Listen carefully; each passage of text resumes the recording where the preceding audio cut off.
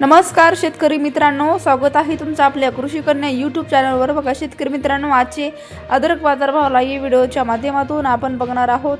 तत्पूर्वी आपण चॅनलवर नवीन असाल तर चॅनल सबस्क्राइब करा, व्हिडिओ लाईक करा आणि शेअर करा, त्यामुळे तुम्हाला नवीन व्हिडिओचे अपडेट लगेच बघायला मिळतील। चला तर व्हिडिओला सुरुवात करूया। बघा शेतकरी मित्रांनो, कृषी उत्पन्न बाजार समिती